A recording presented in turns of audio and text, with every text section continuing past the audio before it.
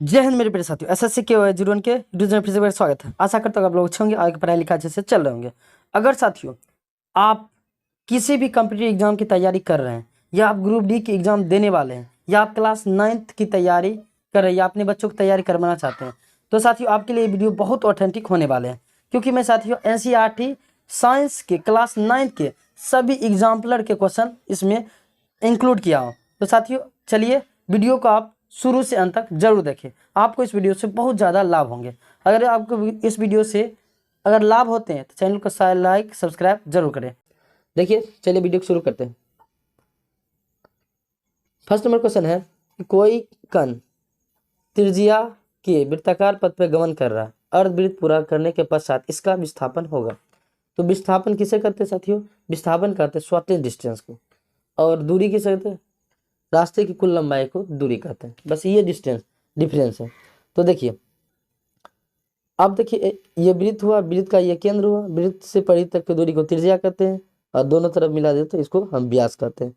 दूरी अर्ध बोला ना, अर्धवृत्त का, तो यहाँ से चलेंगे यहाँ आ जाएंगे, ये तो दूरी हो जाएगा। लेकिन विस्थापन क्या होगा? Shortage distance. यहाँ से चलेंगे यहाँ पहुँच जाएंगे, या यहाँ से चलेंगे यहाँ पहुँच जाएंगे। यानी ये आर और ये आर, कितना आर हुआ? 2 आर हो गया। यानी शॉर्टेज डिस्टेंस क्या होगा? 2 आर। आपका आंसर क्या हो जाएगा? ऑप्शन नंबर सी आपका राइट हो जाएगा। अगर डिस्टेंस पूछता तो क्या होता? अर्धवृत्त होता। अर्धवृत्त क्या होता है? पाई होता है। अर्धवृत्त क्या होता है साथियों? पाई। ठीक है, चलिए अगला क्वेश्चन है 2 नंबर। एक पिंड वेग u से उद्याधर फेंका गया, इसके ऊपर उठने की अधिकतम ऊंचाई क्या होगा? तो देखिए एक सूत्र होता है। अब एक सूत्र क्या होता है देख सकते हैं, जब मैक्सिमम ऊंचाई पूछे तो u² sine theta upon 2g, ये सूत्र होता है। तो अधिकतम ऊंचाई बोला है, तो अधिकतम ऊंचाई उस समय क्या होता है साथियों? साइन का मान 1 होता है। साइन का मान 0 होता है, तो उसके लिए यानी u² साइन का 0 का मान 1 होता है, अब बटा में साइन 90 साथियों, साइन 90 का मान 1 होता है, अब बटा में 2g। यानी कहने का मतलब क्या? u² बटे 2g।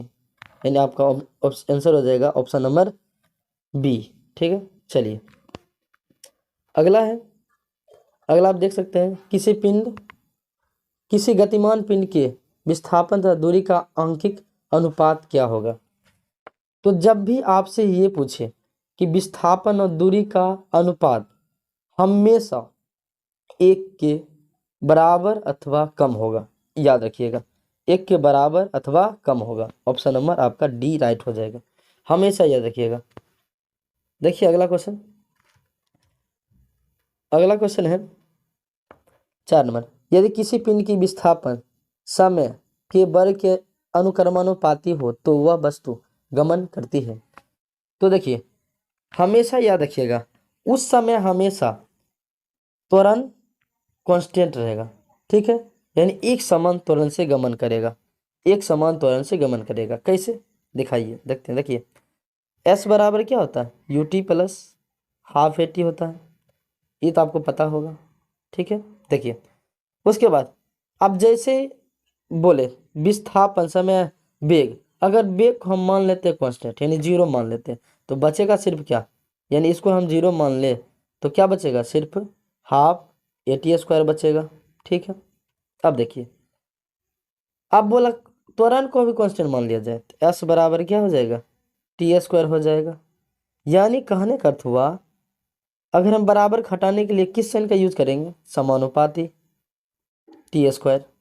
ठीक है, यानी कहने का मतलब कि जब समय दूरी समानुपाती होगा समय, इसका मतलब एक समान त्वरण से चलेगा वो। ठीक है, यानी आपका आंसर हो जाएगा ऑप्शन नंबर बी। ठीक है, चलिए अब आगे बढ़ते हैं। देखिए अगला क्वेश्चन क्या है।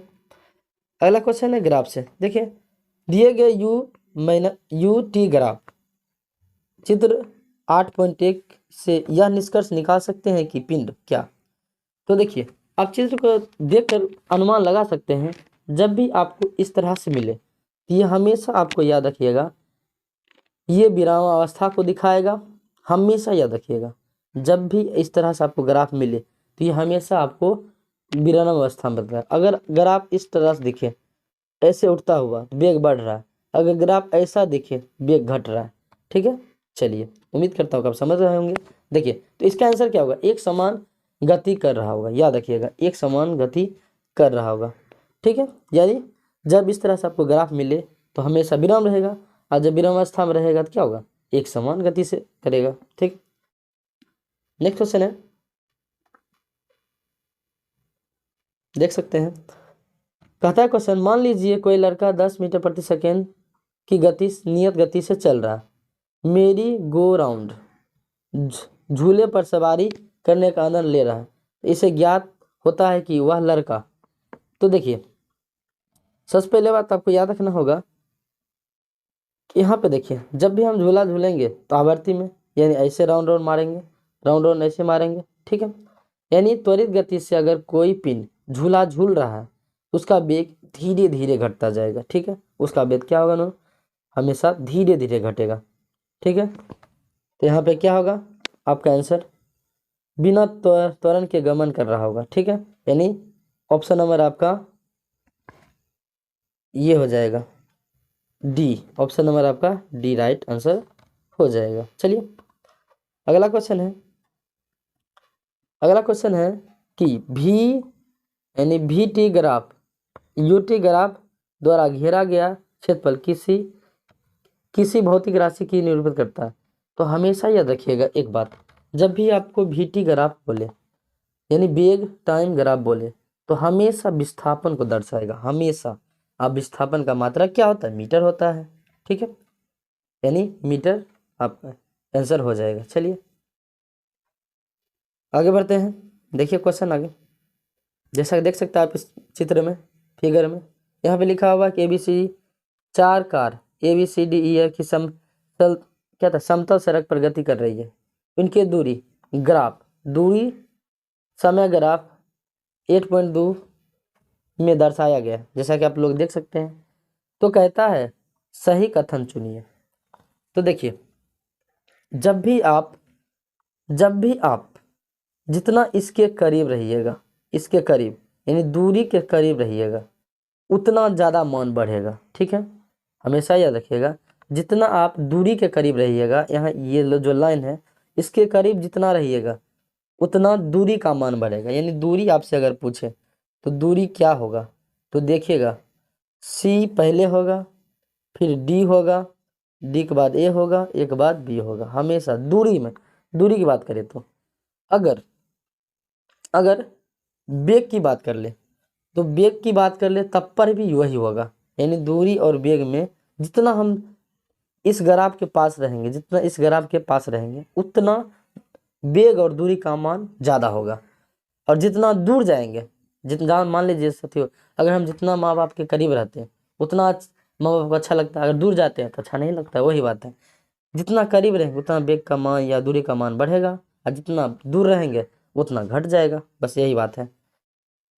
तो यहाँ पे कहता है, तो कार बी सबसे धीमी, बट यहाँ पे आपसे पूछ रहा है कार ए की चाल कार डी से अधिक है, नहीं, कार बी का सबसे धीमा है, हाँ साथियों, कार बी का मान सबसे धीमा, ऑप्शन नंबर आपका दो सही हो जाएगा, यानी बी सही हो जाएगा, ठीक है। अब देखिए, अगला ग्राफ आप देख रहे होंगे, कहता एक समान गति का सही निरूपण है। एक समान गति हमने बोला, एक समान गति हमेशा इस तरह से दिखाता है, इस तरह से ये ग्राफ है, और इस तरह से अगर ग्राफ हो, इस तरह एकदम सीधा लेंथ एक समान दिखाता है, ठीक है, बिना मस्त में एक समान, ऑप्शन नंबर आपका एक सही हो जाएगा, ठीक है। हमेशा देखें, और ये दिखा रहा है साथियों, ये दिखा रहा हुआ घटता हुआ, और ये दिखा रहा हुआ वेग बढ़ता हुआ, और ये आपको चित्र जो दिख रहा है ग्राफ, ये दिखा रहा है विरामा अवस्था में है, ठीक है। चलिए, 10 नंबर क्वेश्चन है, वेग समय ग्राफ की प्रवणता से प्राप्त होता है। देखिए, प्रवणता समय के क्या प्राप्त होगा, प्रवणता मतलब क्या हुआ, क्योंकि हमेशा यह देखिएगा, हमेशा वेग समय ग्राफ से वेग बात कर दिया कर मतलब तुरंत मिलेगा, ठीक है, हमेशा तुरंत मिलेगा, ऑप्शन नंबर सी आपका राइट हो जाएगा। अगर दूरी समय ग्राफ की बात करें और उसी में, तो दूरी और समय क्या मिलकर बनता है, चाल बनता है, तो चाल बनेगा, ठीक है। और विस्थापन समय ग्राफ की बात करें तो विस्थापन और समय मिलकर क्या बनता है, वेग बनता है, यानी वेग होगा, ठीक है। तो उम्मीद करता हूँ समझ रहे होंगे। चलिए, एक और ऑब्जेक्टिव है साथियों, देखिए, नीचे दिए गए प्रबंध प्रकरणों में से चली गई दूरी तथा विस्थापन के परिणाम समान होते हैं। तो देखिए, आप याद रखिएगा, दूरी और विस्थापन, यदि कार सीधी सड़क पर गमन कर रही है तो हमेशा चलेगा, यानी आपका ऑप्शन नंबर 1 राइट हो जाएगा। आपका है बल और गति के नियम। देखिए, पहला नंबर क्वेश्चन क्या कहता है, सरल रेखीय पथ के अनुदिश त्वरित गति से गतिमान किसी पिंड के नीचे दिए गए कथनों में से कौन सही नहीं है। इस वर्ड को आपको ज़्यादा ध्यान रखना है, कौन सही नहीं है, इस पे थोड़ा आपको ज़्यादा फोकस रखना होगा। ठीक है, देखिए, अब जब भी त्वरित की बात करेगा तो त्वरित के परिवर्तन क्या होता है। देखिए, जब भी आपको बोले कि त्वरित गति से किसी पिंड के दिए गए सही कथन नहीं है, आप सब एक रेखिया बोला, तो देखो एक रेखिया में क्या होता है, जैसे मान लेते हैं कि ये रेखा है, अगर पहले अगर त्वरित गति से बढ़ेगा तो 2 मीटर, फिर बढ़ेगा 2 और बढ़ेगा 4 मीटर हो जाएगा प्रति सेकेंड, फिर 2 बढ़ेगा 6, इस तरह से बढ़ते रहेगा। जब भी समान अनुज बोले त्वरण से, तो समान जब भी त्वरण होगा तो पहले 2 बढ़ेगा, फिर 2 बढ़ेगा, फिर 2 बढ़ेगा। अगर वो वृत्ताकार पथ पे घूमता है, ठीक है, अगर वृत्ताकार पथ पे घूमता है तब पर भी समान ही घूमेगा, लेकिन वृत्तीय घूमेगा, यानी याद रखने यह सदैव पृथ्वी से दूर होगा। ठीक है, आपका आंसर सी हो जाएगा। ठीक है, आपको याद रखना है, हमेशा आपसे यही क्वेश्चन पूछे जाएंगे। तो देखिए, अगला क्वेश्चन क्या है, 2 नंबर, गति के तीसरे नियम के अनुसार क्रिया एवं प्रतिक्रिया। तो देखिए साथियों, न्यूटन साहब ने गति के 3 नियम दिए, जिसमें तीसरा नियम में कहता है क्रिया एवं प्रतिक्रिया बल सदैव 2 वस्तुओं पर विपरीत दिशाओं में लगता है। याद रखना है, आपको याद रखना है, क्रिया और प्रतिक्रिया बल हमेशा 2 वस्तुओं के विपरीत दिशा में लगती है। ऑप्शन नंबर आपका बी राइट होगा। और आपको याद रखना है कि जो होते हैं तृतीय नियम, वो संवेग संरक्षण पर भी लागू होते हैं। जैसे मान लेते हैं रॉकेट एंड लॉन्चिंग है, वो तृतीय नियम पर ही काम करते हैं। ठीक है, आपको याद रखना है, न्यूटन का थर्ड लॉ बहुत ही इंपॉर्टेंट है। ठीक है, देखिए नेक्स्ट क्वेश्चन है, फुटबॉल के खेल में कोई गोलाकार रक्षक गोल पर तीव्र गति से आता बॉल को पकड़ने के पश्चात अपने हाथों को पीछे की ओर खींचता है, ऐसा करके गोल रक्षक है। तो साथियों, आपको हमेशा याद रखना है, जब भी बॉल किसी के द्वारा पकड़ा जाएगा तो हाथ क्या करता है, जब वो पीछे खींचता है तो क्या करता है, बल को कम करने के लिए खींचता है। और हमेशा आपको याद रखना है कि हमेशा इसमें संवेग संरक्षण होता है, यानी संवेग बराबर होता है बल गुना समय होता है। यानी जब भी हम बॉल को कैच लेते हैं और हाथ पीछे खींचते हैं तो क्या करते हैं, बल कम लगे और समय मिल जाए अपनी रक्षा करने के लिए, इसी तरह से क्या होता है, बॉल कैच हो जाता है। यानी आपका आंसर हो जाएगा ऑप्शन नंबर बी। ठीक है, हाँ, बॉल द्वारा हाथों पर लगाए गए बल को कम करने के लिए। ठीक है, ऑप्शन नंबर बी आपका राइट हो जाएगा। अगला है, देख सकते हैं 4 नंबर, किसी पिंड का जड़त्व। देखिए, जड़त्व मतलब क्या होता है, जड़त्व मतलब क्या है, या तो जड़त्व गति में रहेगा तो कोई वस्तु गति में रहना चाहेगा, या धीमी है तो धीमी रहना चाहेगा। अब देखिए, गति यहाँ पे आपका क्या होने वाला, तो उसी की गति अवस्था में परिवर्तन को प्रतिरोध करती है, यानी किसी भी पिंड की विरोध करेगा तो वही क्या होगा, उसका जड़त्व होगा। यानी आपका ऑप्शन नंबर सी राइट हो जाएगा। ठीक है, ऑप्शन नंबर सी आपका राइट हो जाएगा। देखिए अगला है साथियों, अगला है कि कोई यात्री किसी गतिमान रेलगाड़ी में एक सिक्का उछालता है जो उसके पीछे गिरता है, इसका यह अर्थ है कि रेलगाड़ी की गति।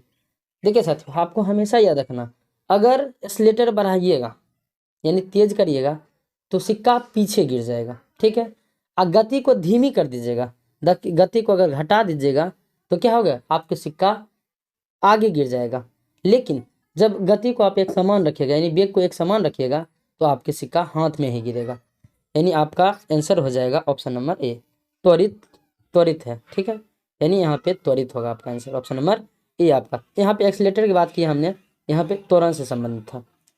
अब देखिए अगला क्वेश्चन न्यूमेरिकल है, कहता है 2 kg द्रव्यमान का कोई पिंड किसी घर्षणहीन क्षैतिज मेज पर 4 मीटर प्रति सेकंड के नियत वेग से फिसल रहा है, इस वस्तु की इसी वेग में गति बनाए रखने के लिए आवश्यक बल होगा। तो देखिए साथियों, यहाँ पे बोला घर्षणहीन बोल दिया, जैसे साथियों घर्षणहीन बोला इसका अर्थ हुआ क्या, उसका त्वरण 0 हो गया। यानी F बराबर होता है ma। तो जब साथियों दो द्रव्यमान का मान है 2 और A का मान 0 हो गया, यानी बल का मान भी क्या हो जाएगा, 0 न्यूटन। ठीक है, आपका ऑप्शन नंबर बी राइट हो जाएगा। अगला है रॉकेट किस नियम पर प्रकार करता है। देखिए रॉकेट उड़ना, रॉकेट लॉन्चिंग, हमेशा याद रखिएगा ये हमेशा द्रव्यमान संरक्षण और आपको याद रखना ये वेग संरक्षण के नियम पर कार्य करता है, साथ साथ न्यूटन के थर्ड लॉ पर भी काम करता है। यानी लेकिन सबसे पहले आपका आंसर होगा द्रव्यमान संरक्षण नियम पे, और दूसरा आपका ऑप्शन होगा न्यूटन का थर्ड लॉ पे। ठीक है, आपको ये बात याद रखना है। अगला है, जैसे कि आप देख सकते हैं स्क्रीन पे, अगला क्वेश्चन है कि 2/3 ऊंचाई तल जल से भरा कोई टैंकर एक समान चाल से गतिमान है, अचानक ब्रेक लगने पर टैंक में भरा जल। देखिए साथियों, आप जब ट्रेन और बस में चढ़ते होंगे, ब्रेक मारता होगा तो आप क्या होते होंगे, आगे या पीछे झुकते होंगे, आगे झुकते होंगे। ठीक है, आगे चलता होगा तो पीछे गिर, यानी हमेशा आगे की ओर गति करेगा। ठीक है, और उस समय क्या होगा, जड़त्व काम करेगा, यानी ब्रेक लगाने पर 2/3 चाल भरा हो तो क्या हो जाएगा, आगे की ओर गति करेगा। ठीक है, आपका आंसर ऑप्शन नंबर बी हो जाएगा। चलिए साथियों, ये भी खत्म हो गया। अब चलते हैं नेक्स्ट चैप्टर में। आपका अगला चैप्टर है परमाणु की संरचना। देखिए परमाणु की संरचना, चलते हैं क्वेश्चन पे। क्वेश्चन नंबर 1 है, कहता निम्नलिखित में से कौन सा mg परमाणु में इलेक्ट्रॉन वितरण की सही प्रदर्शन है। तो साथियों mg मतलब क्या होता है, mg का परमाणु संख्या होता है 12। ठीक है, mg मतलब मैग्नीशियम। देखिए तो इसका इलेक्ट्रॉनिक विन्यास क्या होगा, 2 8 2 2 8 2 होगा। ठीक है, आपका आंसर होगा ऑप्शन नंबर बी। लेकिन उससे पहले आपको कुछ और बात बताना चाहता हूँ। ये साथियों कक्षा 3 में होगा, साथियों आवर्त 3 में होगा, और वर्ग 2 के ए में होगा, और इसके संयोजी इलेक्ट्रॉन संख्या 2 होंगे। ठीक है, और संयोजकता इनका भी 2 होगा। आपको याद रख लेना ये सभी बात। चलिए नेक्स्ट क्वेश्चन है, रदरफोर्ड के अल्फा किरण परिकिरणन प्रयोग के परिणाम स्वरूप खोज किया गया। तो देखिए रदरफोर्ड के अल्फा किरण परिकिरणन प्रयोग क्या क्या मिला। तो पहले तो साथियों परिकिरणन का प्रभाव इन्होंने खोजा, उसके बाद इन्होंने नाभिक का खोज किया, रदरफोर्ड ने परमाणु के नाभिक का खोज किया। उसके बाद इन्होंने सोने के पत्थर पर क्या किया, ये सोने के पत्थर है, इसमें पहले कुछ किरण भेजा तो पार हो गया, फिर कुछ किरण भेजा पार हो गया, कुछ किरण भेजा पार हो गया, लेकिन कुछ किरण के जहाँ सेंटर था वहाँ से टकरा कर वापस हो गया, तो उन्होंने इसको नाम दिया नाभिक। यानी आपका आंसर हो जाएगा ऑप्शन नंबर सी, परमाणु में नाभिक। ठीक है, चलिए रदरफोर्ड ने परमाणु के नाभिक का खोज किया। नेक्स्ट है साथियों, एक तत्व X में इलेक्ट्रॉन की संख्या 15 और न्यूट्रॉन की संख्या 16, तो निम्नलिखित में कौन सा तत्व सही प्रदर्शित है। साथियों कहने का अर्थ क्या हुआ, कोई तत्व X है, उसकी परमाणु संख्या अगर कितना है साथियों, 15 है, इसका मतलब वो कितना उसका द्रव्यमान होगा, 31 होगा, यानी न्यूट्रॉन संख्या कितना होगा, तो 15 में 31 घटा दे, यानी 31 में 15 घटा दीजिए, यानी 16। ठीक है, आप इस प्रकार जो संरचना होंगे वो आपका आंसर हो जाएंगे, यानी 31 और 15, ऑप्शन नंबर आपका 1 राइट हो जाएगा। ठीक है, चलिए नेक्स्ट है, कहता डाल्टन के परमाणु सिद्धांत के फलस्वरूप सफलतापूर्वक समझाया। तो देखिए डाल्टन साहब के बारे में, डाल्टन साहब क्या बताएं कि डाल्टन के परमाणु सिद्धांत के अनुसार इन्होंने पहला नियम दिए द्रव्यमान संरक्षण नियम, दूसरा इन्होंने दिया स्थिर अनुपात का नियम, और तीसरा इन्होंने दिया गुणित अनुपात का नियम। ये 3 नियम इन्होंने दिया। तो आप देख सकते हैं आपका ऑप्शन 1 2 देख सकते हैं यहाँ पे, 1 नंबर 2 नंबर और 4 नंबर सही हो जाएगा। अब जिस ऑप्शन में होगा 1 नंबर 2 नंबर और 4 नंबर आपका राइट हो जाएगा, ऑप्शन नंबर डी आपका सही हो जाएगा। चलिए नेक्स्ट सवाल है, देख सकते हैं, रदरफोर्ड के नाभिक प्रतिरूप के संबंध में कौन से कथन सही हैं। तो देखिए साथियों रदरफोर्ड के अनुसार आपको याद रखना है कथन 1 और साथियों 3 सही, ऑप्शन नंबर ए आपका सही होगा। उन्होंने नाभिक में धन आवेशित को माना, यानी नाभिक को हमेशा धन आवेशित माना, और प्रमाणित किया कि अल्फा कण हाइड्रोजन परमाणु के 4 गुना भारी होता है। ठीक है, चलते हैं नेक्स्ट क्वेश्चन है, आप देख सकते हैं नेक्स्ट क्वेश्चन, कहता एक तत्व के लिए निम्नलिखित में से कौन सा विकल्प सही है। तो विकल्प सही कहने का मतलब द्रव्यमान संख्या क्या होते हैं, द्रव्यमान संख्या प्रोटॉन जोड़ न्यूट्रॉन होते हैं, या आप इसे बोल सकते हैं परमाणु द्रव्यमान। ठीक है, इसे हम क्या बोल सकते हैं, परमाणु द्रव्यमान। यानी ऑप्शन 2 और ऑप्शन 3 आपका सही हो जाएगा। ऑप्शन नंबर आपका सी राइट हो जाएगा। ठीक है, चलिए नेक्स्ट है, देख सकते हैं थॉमसन के परमाणु मॉडल है तो निम्नलिखित में से कौन सा कथन सत्य है। तो थॉमसन परमाणु मॉडल उन्होंने 3 मॉडल दिए। पहला उन्होंने बताया कि यह परमाणु के द्रव्यमान को समान रूप से वितरित करता है, यानी ऑप्शन नंबर 1 सही है। उसके बाद परमाणु में धनावेश समान रूप से वितरित करता है। ठीक है, परमाणु में धनावेशित यानी ऑप्शन नंबर 2 भी सही है। और धन आवेश गोले के इलेक्ट्रॉन का वितरण समान रूप से होते हैं, ये आपका 3 नंबर भी सही है। यानी 1 2 3 यानी ऑप्शन नंबर आपका 1 सही हो जाएगा। अगला है रदरफोर्ड। देखिए रदरफोर्ड साहब ने क्या कहा। तो रदरफोर्ड साहब ने रदरफोर्ड के अल्फा किरण परिकिरण प्रयोग से दर्शाया कि क्या उन्होंने दर्शाया कि अल्फा जब परिकिरण किया तो उन्होंने नाभिक के परमाणु का द्रव्यमान और धन आवेश को केंद्रित किया। ठीक है, यानी ऑप्शन नंबर 1 सही है, ये 2 सही है। ठीक है, और परमाणु का अधिकांश स्थान रिक्त हो गया, ये भी ऑप्शन नंबर 4, यानी 2 और 4 आपका राइट आंसर हो जाएगा। ठीक है, नेक्स्ट क्वेश्चन है, नेक्स्ट क्वेश्चन क्या है देख सकते हैं। एक तत्व के आयन पर 3 धन आवेश है, परमाणु की द्रव्यमान संख्या 27 है और न्यूट्रॉन की द्रव्यमान संख्या न्यूट्रॉन की संख्या 14 है, तो आयन में कितने इलेक्ट्रॉन उपस्थित होंगे। तो साथियों देखिए इस प्रकार क्वेश्चन कैसे होगा। तो जैसे बात कर लेते हैं हम बात कर लेते हैं कोई संख्या है, जैसे हम मान लेते हैं x पर प्लस प्लस प्लस प्लस 3। ठीक है, x पर प्लस प्लस मान लेते 3 है, तो अब इसको किस तरह से दर्शाइएगा। तो ये क्वेश्चन यहाँ पे क्या होगा, z होगा परमाणु, तो और यहाँ पे क्या होगा द्रव्यमान होगा, मान लेते इसका नाम a है। ठीक है, तो a माइनस जेड करिएगा तभी ना आएगा, a माइनस जेड करिएगा तभी ना आएगा। यानी कहने का मतलब आपको यानी 27 माइनस जेड बराबर कितना 13 जो संयोजी इलेक्ट्रॉन होंगे। ठीक है, यानी तत्व होंगे कितना, तत्व होंगे आपको 13 और आयन कितने होंगे। तो हमने x पर plus plus 3 plus plus ion दिए थे तो 3 घट जाएंगे, यानी 13 में 3 घटेगा कितना आयन हो जाएंगे 10 आयन होंगे। 13 नहीं मारना आपको 10 मारना, ऑप्शन बी आपका राइट हो जाएगा। ठीक है, चलिए नेक्स्ट क्वेश्चन है। नेक्स्ट क्वेश्चन आप देख सकते हैं 4 फिगर दिया हुआ है और यहाँ पे n और p क्रमशः न्यूट्रॉन और प्रोटॉन संख्या को प्रदर्शित करता है और Mg2+ आयन की पहचान करना कह रहा है। तो देखिए Mg2+ आपको पहचान करने की बात कही है, तो आपको ध्यान रखना Mg और 2+ आयन बोला, तो Mg की बात किया तो यहाँ पे क्या होगा Mg 12 प्रोटॉन और द्रव्यमान इसका क्या हो जाएगा 24 हो जाएगा।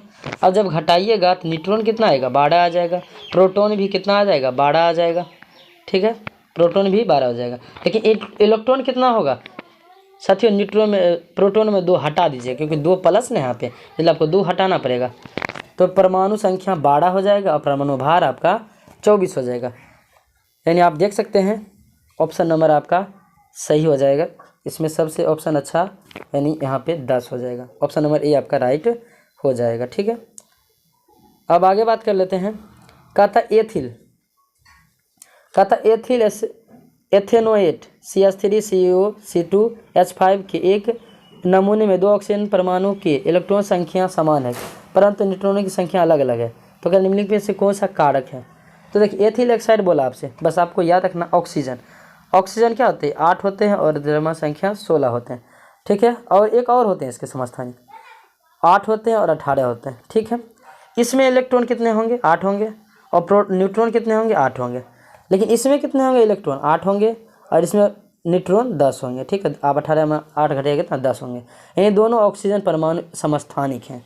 आपका ऑप्शन हो जाएगा ऑप्शन नंबर ये सी हो जाएगा, ऑप्शन नंबर सी आपका राइट हो जाएगा। चलिए अगला है एक संयोजकता वाले तत्व होते हैं, तो आपको याद रख लेना है एक संयोजकता वाले कौन होंगे। तो मैं आपको एक डायग्राम से बताना चाहता हूँ। ये पीरियोडिक टेबल मान लेते हैं, यहाँ पे होता आवर्त 1A और यहाँ पर आवर्त 7 यानी वर्ग समूह 7 के A। बात कर लेते हैं, जब आप इधर होंगे धातु की तरफ A में होंगे संयोजकता 1 होंगे और इसके संयोजी इलेक्ट्रॉन भी 1 होंगे, और जब ग्रुप 7A में जाइएगा तो इसकी संयोजी संख्या 7 होंगे और संयोजकता 1 होंगे, और जो 7A होते हैं वो अधातु होते हैं और A1 होते हैं जो वो धातु होते हैं, यानी दोनों होंगे। ऑप्शन नंबर सी आपका राइट हो जाएगा। अगला है परमाणु का प्रथम मॉडल देने वाला का नाम है। तो देखिए साथियों, परमाणु का प्रथम मॉडल जे थॉम्सन द्वारा दिया गया। ठीक है, प्रथम नियम जे थॉम्सन के द्वारा दिया गया। इन्होंने जे थॉम्सन इलेक्ट्रॉन की खोज किया। ठीक है, परमाणु का द्वितीय मॉडल रदरफोर्ड ने दिया। आपको दोनों बात याद रख लेना, और अब कॉपी कलम तो लेकर ही बैठिए ताकि आपको 10 गुना फायदा हो। अगला है 3 प्रोटॉन और 4 न्यूट्रॉन युक्त परमाणु की संयोजकता होगा। तो देखिए साथियों, यहाँ पे 3 परमाणु और 4 बोला है, तो कितना होगा? न्यूट्रॉन के परमाणु द्रव्यमान 4 होगा, और इसके संयोजी कितना होगा? तो 2 और 1 होगा, 2 और 1 हो जाएगा। ठीक है, 2 और 1, यानी इसकी संयोजकता कितना होगा? 1 आपका आंसर हो जाएगा। यानी 3 आप 4 घटा दीजिए या इसका तोड़ दीजिए। 3 का आप जब तोड़िएगा तो 2 और 1 में टूटेगा। पहले हम 2 लेगा, उसको अगला में रखने की क्षमता 8 होता है, लेकिन 1 ही लेगा। चलिए, अगला है एल्युमिनियम के एक परमाणु संयोग में कितने इलेक्ट्रॉन के वितरण करेंगे। तो देखिए कितने होते हैं एल्युमिनियम, कितने होते हैं? एल्युमिनियम 13 नंबर में होते हैं। ठीक है, यानी 2 8 10 हुआ, 3 13, यानी आपका ऑप्शन हो जाएगा ऑप्शन नंबर, देख सकते हैं 2 8 3, आपका ऑप्शन नंबर 1 राइट हो जाएगा। ठीक है, आप देख सकते हैं फिगर में क्या कहता है, बोर मॉडल का सही प्रदर्शन नहीं है।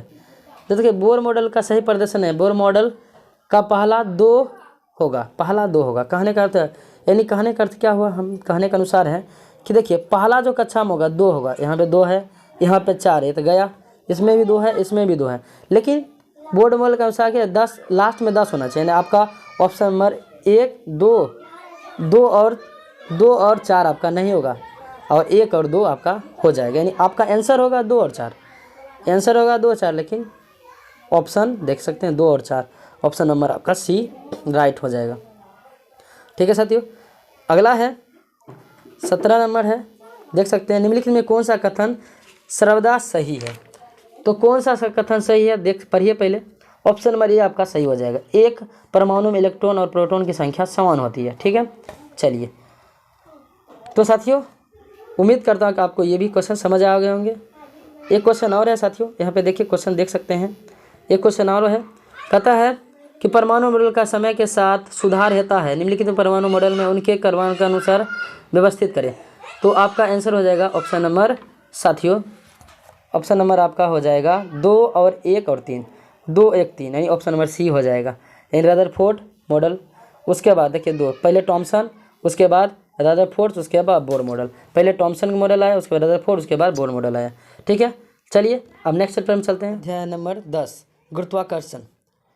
आप चलिए इसमें देखते हैं गुरुत्वाकर्षण में किस तरह से क्वेश्चन पूछे जा रहे हैं और किस तरह से क्वेश्चन है। देखिए फर्स्ट नंबर क्वेश्चन है, चंद्रमा के पृष्ठ के निकट मुक्त रूप से गिरते विभिन्न द्रव्यमानों के 2 पिंड डैश।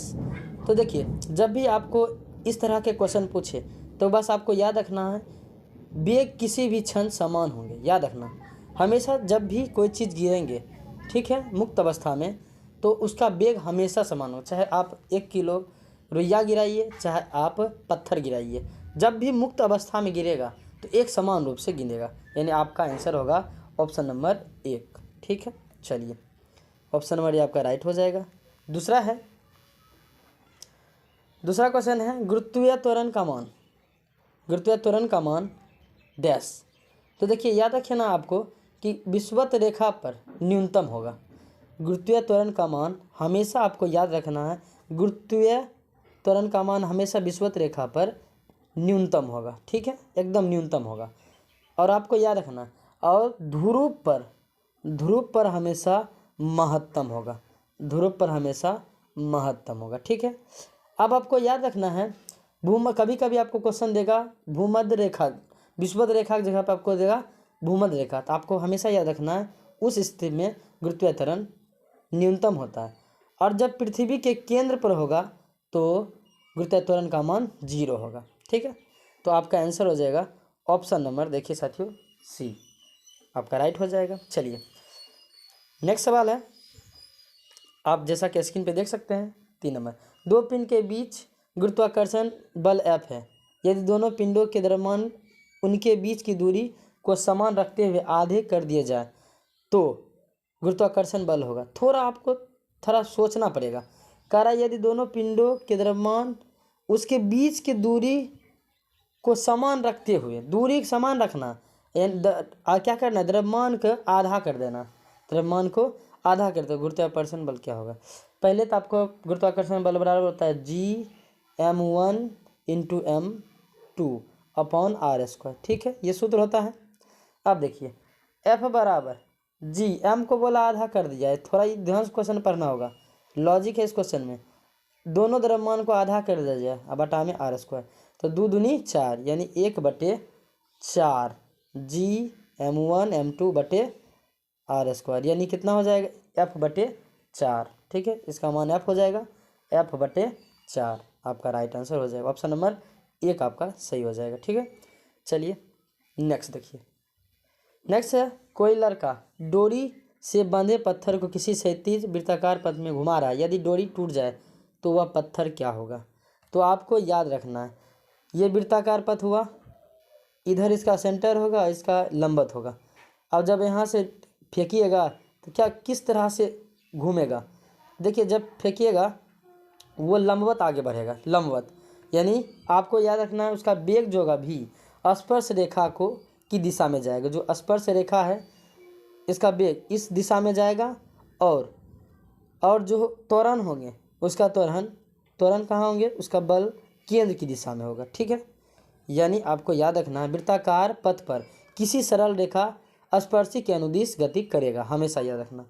ठीक है, यानी आपका हो जाएगा ऑप्शन नंबर सी आपका राइट आंसर हो जाएगा। ठीक है, चलिए नेक्स्ट सवाल देखिए। किसी पिंड को बारी बारी से विभिन्न घनत्वों के 3 द्रव में रखा जाए, D1 D2 D3 और 1/9 2/11 3/7, तो भाग को द्रव से बाहर रखते हुए तैरता है, तो घनत्व के विषय में आप क्या कहेंगे?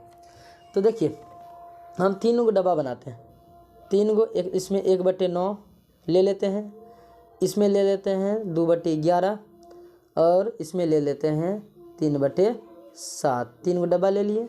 अब देखिए, अब बस इसका आप दशमलव परिवर्तन कर दीजिए, तो ई होगा 0.4 और ये होगा 0.18, जब इसमें 3 से 7 में भाग दिया 0.4, लगभग 4 1 4 ई 1 4 होगा। ठीक है, अब देखिए अब क्या करिएगा, आप देखने में होगा सबसे, देखिए आप यहाँ पे कम दिख रहा है, कौन? ये वाला दिख रहा है सबसे, उससे थोड़ा कम 14, और इस ये कितना देगा 0.4, यानी सबसे जो कम दिखने में लग रहा है वो साथियों एकदम सबसे छोटा होगा, और जो बड़ा दिख रहा है वो बड़ा होगा, यानी डी जो तीसरा डिब्बा का घनत्व ज़्यादा होगा दूसरे से, और दूसरा का तीसरे से ज़्यादा होगा।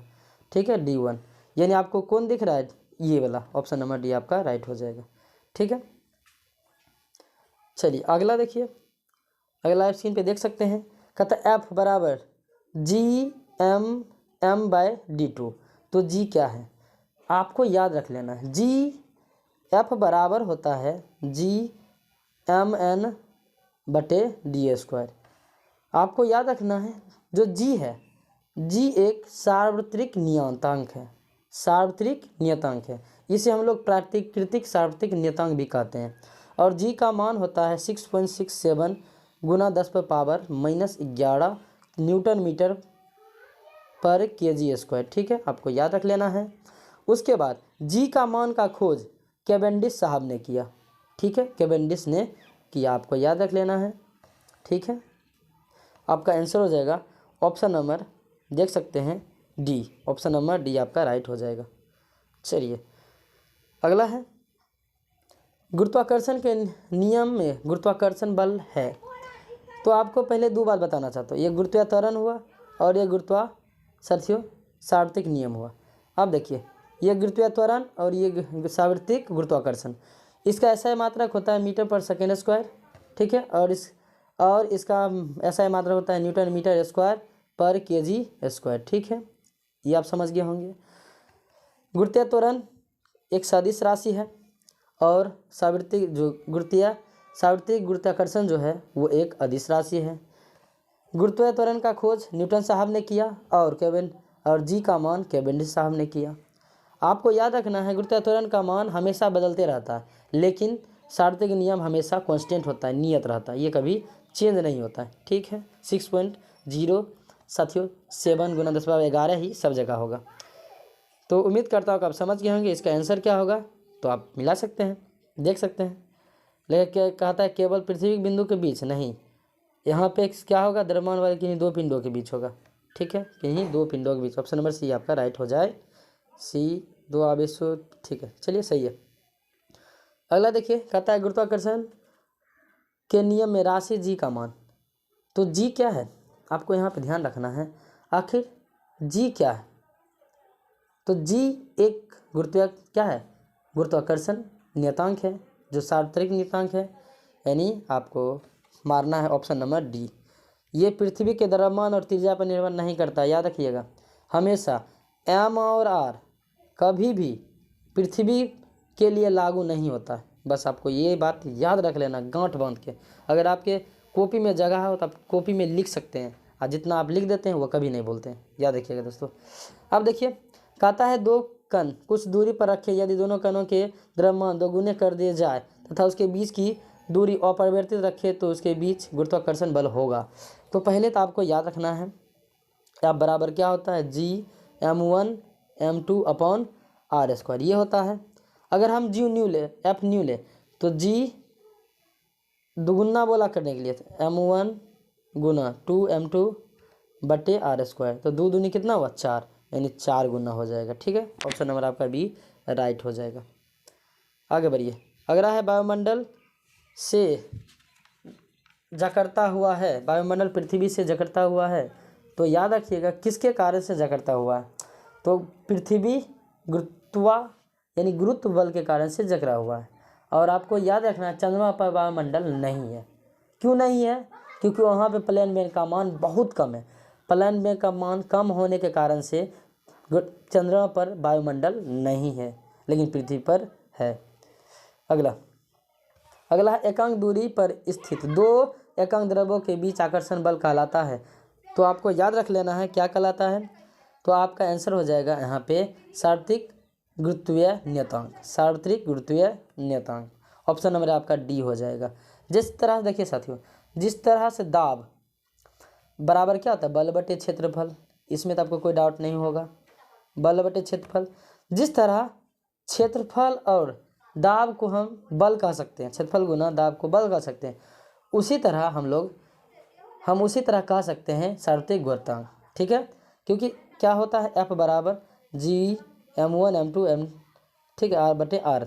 जिस तरह क्या है, ये जो बल है किसके बराबर, कितने बराबर है, R2, यानी D आर स्क्वायर बटे आर स्क्वायर गुना F करने पर क्या होगा, जी m1 m2 होगा, यानी द्रव्यमान के क्या होगा, आकर्षण बल के बराबर होगा, यानी आपका आंसर डी हो जाएगा। चलिए अगला क्वेश्चन है, आर त्रिज्या पृथ्वी के केंद्र पर किसी पिंड का भार क्या होगा। पृथ्वी के केंद्र पर किसी पिंड का भार क्या होगा, तो मैं आपको बता चुका हूँ, ये पृथ्वी केंद्र पर क्या होगा भार, जी का मान भी 0 होगा, और उसी तरह जी का मान जैसे 0 होगा क्या होगा, उसका भार भी क्या हो जाएगा, 0 हो जाएगा, यानी आपका आंसर ऑप्शन नंबर ए आपका राइट हो जाएगा। ठीक है, चलिए अगला क्वेश्चन है। अगला क्वेश्चन आप देख सकते हैं, किसी पिंड का वायु में भार 10 न्यूटन है, जल में पूरा डुबाने पर उसका भार केवल 8 न्यूटन है। तो कहता है पिंड द्वारा विस्थापित जल का भार। साथियों था 10 न्यूटन, हो गया कितना 8 न्यूटन, तो कितना विस्थापित हुआ, घट कितना गया, 2 घट गया है, यानी आपका 2 न्यूटन राइट आंसर हो जाएगा, ऑप्शन नंबर ए। ठीक है, उम्मीद करता हूँ कि आप समझ रहे होंगे। देखिए अब है, कोई लड़का 60 सेंटीमीटर 40 सेंटीमीटर और 20 सेंटीमीटर ऊंचे बक्से को 3 ढंग से खड़ा करता होता है, तो बक्सा द्वारा लगाया गया बल। तो आप पहले तो ये याद रखना है कि दाब बराबर क्या होता है, बल बटे क्षेत्रफल। इसमें तो कोई दिक्कत नहीं होना चाहिए, आपको सूत्र तो याद ही होना चाहिए, क्योंकि सूत्र से भी क्वेश्चन डायरेक्ट पूछे जा रहे हैं। देखिए आपको थोड़ा सा एक बात याद रखना होगा, दाब तब अधिक होगा जब क्षेत्रफल कम होगा, बस आपको याद रखना, दाब तब अधिक होगा जब क्षेत्रफल की होगा कम होगा, बस आपको याद रखना ना। दाब तभी अधिक होगा, दाब जब ई अधिक होगा तो ई कम होगा, अगर ई अधिक होगा तो ई कम हो जाएगा, यानी क्षेत्रफल अधिक होगा तो दाब कम होगा, और दाब अधिक होगा क्षेत्रफल कम हो जाएगा, बस आपको याद रखना है। यानी तब अधिक होगा जब आधार की चौड़ाई और ऊंचाई बनाएगा। यानी देखिए कहने का मतलब कि यहाँ पे लिखा अधिकतम लंबाई और ऊंचाई गुना करना है, गुना करिए। यानी जिसका मान अगर ज़्यादा हो रहा है वो कम क्या करेगा, दाब बनाएगा। यानी क्षेत्रफल ज़्यादा होगा दाब कम लगेगा, और दाब ज़्यादा लगेगा क्षेत्रफल कम हो जाएगा। बस आपका आंसर हो जाएगा। तब अधिक होगा जब आधार और ऊंचाई, आधार चौड़ाई ऊंचाई से बना होगा। आधार जो होगा ना ऊंचाई और चौड़ाई से बना होगा, ऊंचाई और चौड़ाई से। यानी आपका हो जाएगा ऑप्शन नंबर बी राइट हो जाएगा। ठीक है, चलिए अब हम चलते हैं अगला क्वेश्चन पे। कहता है कि कोई सेब किसी वृक्ष से पृथ्वी व सेब के बीच गुरुत्वाकर्षण बल के कारण गिरता है। यदि, यहाँ तक तो कुछ सवाल है, यदि पृथ्वी द्वारा सेब पर आरोपित बल F1 सेब द्वारा पृथ्वी पर आरोपित बल का परिणाम F2 है तो क्या होगा। तो देखिए अब जानते हैं कि यह गुरुत्वाकर्षण जो है न्यूटन साहब सेब पे तो सब चीज़ बनाए हैं। यानी आपको याद रखना है ऊपर से कुछ भी गिरेगा तो हमेशा F1 F2 के हमेशा बराबर होगा। ठीक है, क्योंकि F बराबर क्या होता है G1 M2 bye R square, इस नियम से। ठीक है, तो उम्मीद करता हूँ कि आप समझ गए होंगे। चलिए चलते हैं नेक्स्ट टॉपिक पे। नेक्स्ट टॉपिक होगा कार्य एवं ऊर्जा, अध्याय नंबर 11 कार्य एवं ऊर्जा। सबसे पहला नंबर क्वेश्चन है इसका कि जब कोई पिंड मुक्त रूप से पृथ्वी की ओर गिरता है तो इसकी कुल ऊर्जा क्या होगा। तो देखिए जब भी आपको मुक्त रूप से गिरता हुआ क्वेश्चन आए उस समय भी का मान वेग बढ़ेगा। आपको याद रखना है जब भी कोई नीचे की तरफ गिरेगा मुक्त रूप से तो आपको याद रखना है वो क्या होगा, वेग बढ़ेगा। ठीक है, लेकिन पृथ्वी की ओर गिरेगा, ठीक है, उस समय जी का मान 9.1 होगा। ठीक है, और वही कुल ऊर्जा होगा। आज जब ऊपर जाएंगे तो वेग क्या होगा, घटेगा, इतनी जानते होंगे। लेकिन मुक्त रूप से जब भी आपको गिरते हुए बोले ना तो ना वहाँ पे कुछ नहीं चलता है, यानी वहाँ पे सब चीज़ जीरो हो जाता है, यानी अचर। ऑप्शन नंबर सी हो जाएगा। ठीक है, चलिए नेक्स्ट क्वेश्चन है कोई कार किसी समतल सड़क पर त्वरित रूप से होकर अपने आरंभिक वेग का 4 गुना वेग प्राप्त कर लेता है। इस प्रक्रिया में कार की स्थितिज ऊर्जा होगी। तो देखिए जब भी इस प्रकार से क्वेश्चन पूछे तो बस आपका आंसर होगा 4 गुना त्वरित कार होकर समतल सड़क पर त्वरित हो, जैसे स्थिति हो 4 गुना वेग प्राप्त होगा। बस आपको कुछ नहीं करना, इसका आंसर सिर्फ हो जाएगा परिवर्तन नहीं होगा, कोई परिवर्तन वेग स्थिति ऊर्जा में कोई परिवर्तन नहीं होगा। यानी ऑप्शन नंबर ए आपका राइट हो जाएगा। अगला है 3 नंबर। देखिए 3 नंबर बड़ा अच्छा क्वेश्चन है। 3 नंबर है ऋणात्मक कार्य के प्रकरण में बल एवं विस्थापन के बीच कोण क्या होगा। देखिए आपको याद रखना है जब 180 डिग्री कोण बनेगा उस समय घर्षण होगा। ठीक है, और घर्षण क्या होता है, विपरीत होता है। ठीक है, जब आपको याद रखना है जब 0 डिग्री कोण बनाएगा उस समय डब्ल्यू का मान महत्तम होगा।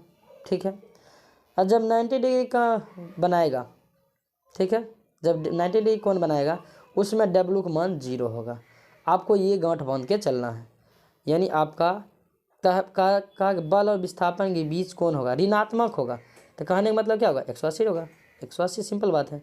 ठीक है, विपरीत है तो ऋणात्मक होगा। यानी घर्षण क्या होते हैं, विपरीत ही होते हैं। आपका आंसर डी हो जाएगा। अगला है 10 नंबर। 4 नंबर कहता है 10 kg द्रव्यमान के लोहे और 3.5 kg द्रव्यमान के एल्युमिनियम के गोले के व्यास समान है। दोनों गोले किसी मीनार में एक स्थान से गिराए जाते हैं। जब वे भूतल पर कहता है 10 मीटर ऊपर होते हैं तब उसके समान होते हैं। देखिए तो याद रखिएगा हमेशा त्वरण और कुल ऊर्जा समान होगा। इस स्थिति में हमेशा त्वरण और कुल ऊर्जा उसका समान होगा। ठीक है, आपका आंसर हो जाएगा ऑप्शन नंबर ए। ठीक है, ऑप्शन नंबर ए आपका राइट आंसर हो जाएगा। चलिए नेक्स्ट सवाल देखिए। नेक्स्ट सवाल है कोई लड़का अपनी पीठ पर 3 kg द्रव्यमान बस्ता लिए हुए, ठीक है, किसी समतल सड़क पर 300 मीटर की दूरी तय करता है तो उसके द्वारा गुरुत्वाकर्षण बल के विरुद्ध किया गया कार्य क्या होगा। और जी का मान 10 मीटर प्रति सेकेंड स्क्वायर दिया हुआ है। तो आप जानते हैं कि आप बराबर क्या होता है, डब्ल्यू बराबर होता है FS cos थीटा, जानते होंगे। ठीक है, FS cos थीटा। अब देखिए एफ, एस कितना दिया हुआ है, तो आपको साथियों यहाँ पे एस देख सकते हैं, एस यहाँ पे कितना दिया हुआ है, एस यहाँ पे दूरी 300 मीटर दे दिया। चलिए, यानी यहाँ पे आपको एस पता नहीं है, लेकिन आप एक बात देख रहे होंगे कि एफ एस कॉस थीटा अब यहाँ पे बोला गया है कि गुरुत्वाकर्षण के विरुद्ध, इसका मतलब साइन 90। जब हम कोई चीज़ लेकर चलेंगे तो 18 रहेंगे तो क्या होंगे 90 डिग्री कौन बनेगा, यानी कॉस 90 जीरो, तो कॉस 90 जीरो तो क्या हुआ, जीरो हो गया, यानी बल का मान क्या हो जाएगा, शून्य हो जाएगा। आपका आंसर हो जाएगा ऑप्शन नंबर डी।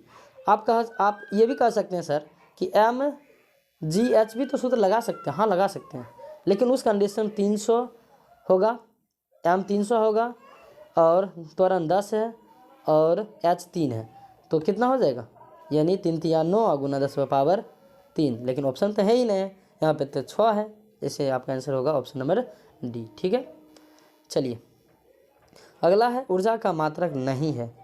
ऊर्जा का मात्रक नहीं है, जूल ऊर्जा का मात्रक है, न्यूटन मीटर ऊर्जा का मात्रक है और किलोवाट घंटा ऊर्जा का मात्रक है। आपको याद रख लेना है ऑप्शन नंबर सी ऊर्जा का मात्रक नहीं है।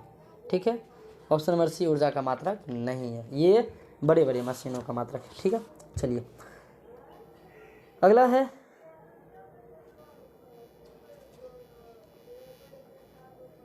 7 नंबर क्वेश्चन है, किसी पिंड पर किया गया कार्य किस पर निर्भर नहीं करता।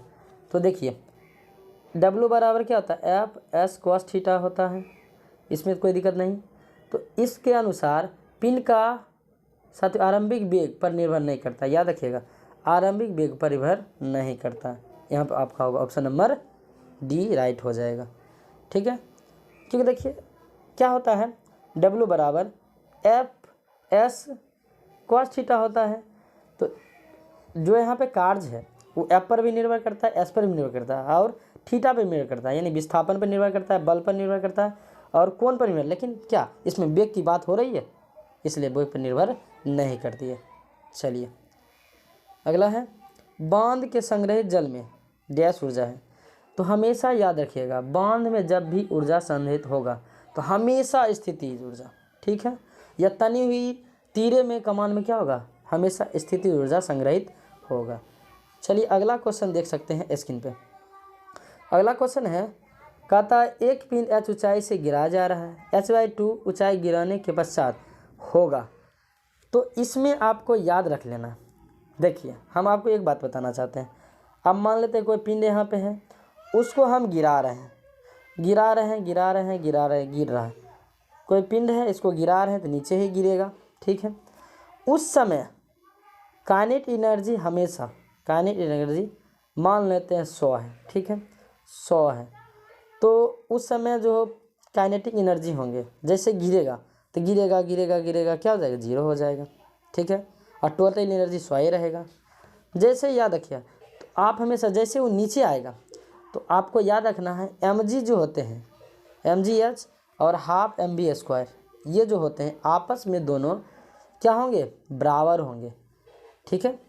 यानी इसका आंसर क्या होगा, तो इसका आंसर हो जाएगा, देखिए आधी, यहाँ पे आपको होगा आधी स्थितिज होगी, आधी गतिज होगी, ठीक है। आधा करेंगे, अब ऊंचाई पर है, आधा करेंगे तो क्या होगा, आधा हो जाएगा, सब चीज़ आधा हो जाएगा, सिंपल बात है।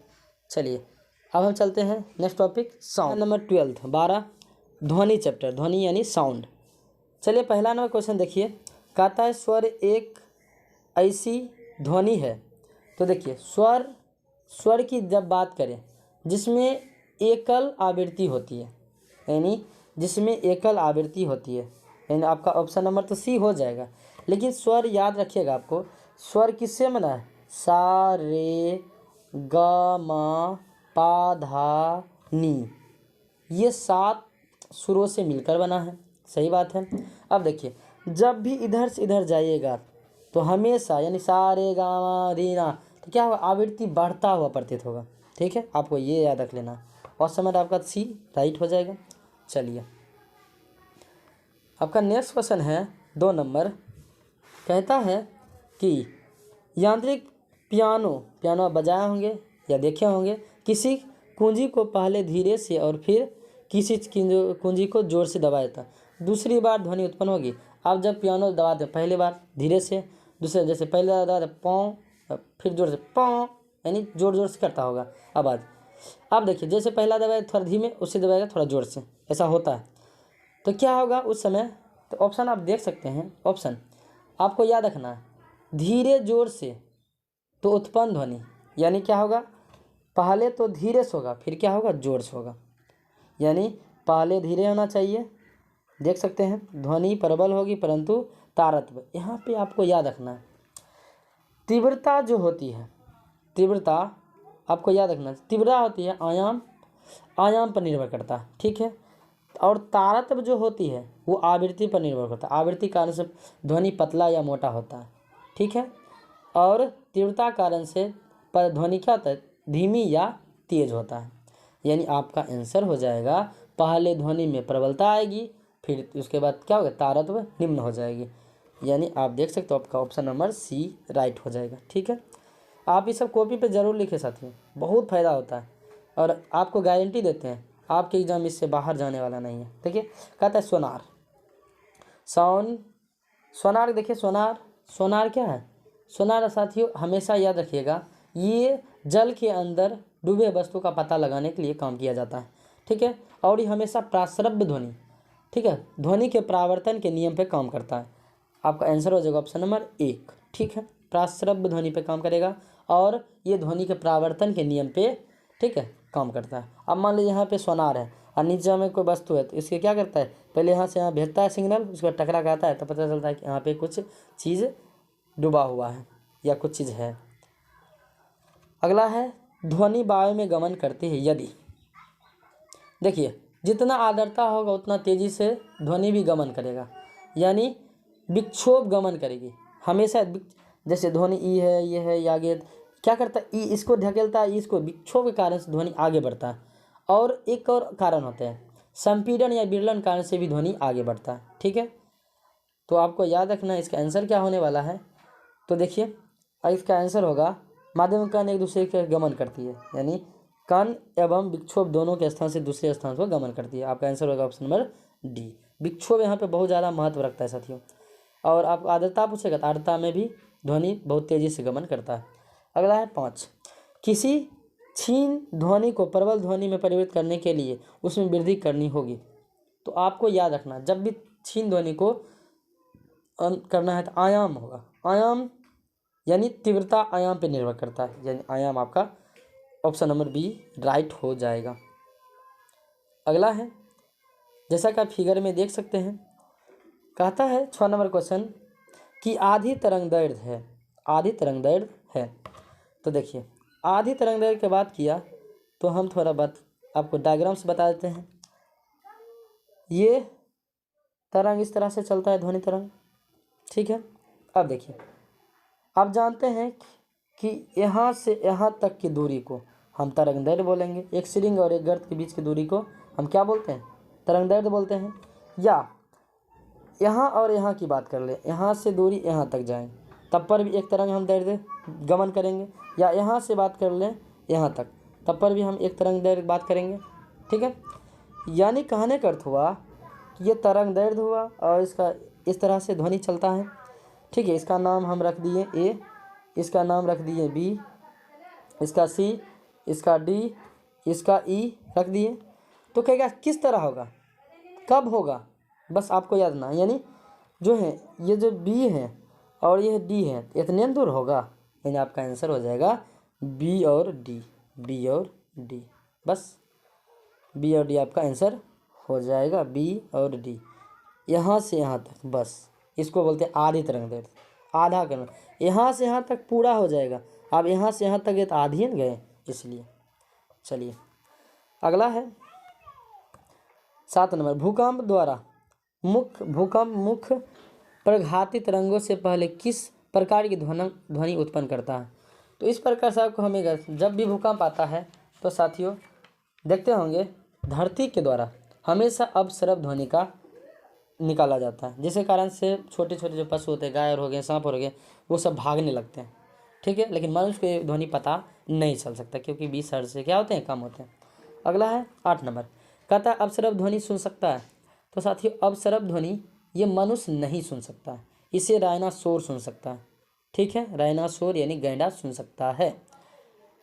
अगला है नेक्स्ट क्वेश्चन, किसी संगीत समारोह में वृद्धवादन बजाने से पूर्व कोई सितार वादक कहते हैं तनाव को संयोजित करते हुए डोरी को उचित प्रकार से झंकृत करने का प्रयास करता है। ऐसा करके वह क्या समायोजित करता है? तो देखिए, जब भी सितार जो होंगे वो डोरी को क्या करेगा, अन्य बाह्य यंत्रों की आवृत्ति के साथ करेंगे। यानी आपका आंसर हो जाएगा ऑप्शन नंबर सी, सितार की डोरी की आवृत्ति अन्य बाधकों के यंत्रों की आवृत्ति के साथ होगा, तभी होगा। ठीक है, समायोजित। अगला चैप्टर है अध्याय 1, हमारे आसपास के पदार्थ। हमारे आसपास के पदार्थ। साथियों, आप इस वीडियो को पूरा देखें और साथियों अपने साथियों के साथ शेयर, लाइक और चैनल को सब्सक्राइब करें, क्योंकि साथियों आपकी सब्सक्राइब करने से मेरा मनोबल बढ़ेगा। ठीक है साथियों, और आपका तो भला होबे करेगा। और ये वीडियो जो है ये किसी भी कॉम्पिटिटिव एग्ज़ाम में, चाहे बोर्ड एग्ज़ाम हो चाहे कॉम्पिटिटिव एग्जाम हो, सभी में, चाहे पीसीएस हो, चाहे ग्रुप डी हो, चाहे एसएससी हो, सभी में काम आने वाले। क्योंकि हम आपको ग्रुप डी लेवल का तो पढ़ा है, साथ साथ बहुत सारे एग्जाम में भी ये काम आएगा। क्यों? क्योंकि एनसीईआरटी से बहुत सारे क्वेश्चन पूछे जा रहे हैं। क्वेश्चन नंबर 1 है, निम्नलिखित में परिघटनाओं का कौन सा समुच्चय ताप बढ़ने पर बढ़ेगा? जब भी ताप बढ़ने की बात करेगा, पहले तो मैं साथियों इसका आंसर बता देता हूँ। बाष्पन होगा, विसरण हो, गैसों का प्रसार होगा। ताप कब कब बढ़ेगा? जब बाष्पन होगा तब ताप बढ़ेगा, बाष्पन होने से ताप बढ़ता है। उसके प्रसार होने से ताप बढ़ेगा। ठीक है, ताप और विसरण कारण से ताप, यानी ताप बढ़ेगा, विसरण होगा। उसके बाद ताप बढ़ाएंगे तो विलयता होगा, जल्दी जल्दी चीनी घुल जाएगा, नमक घुल जाएगा।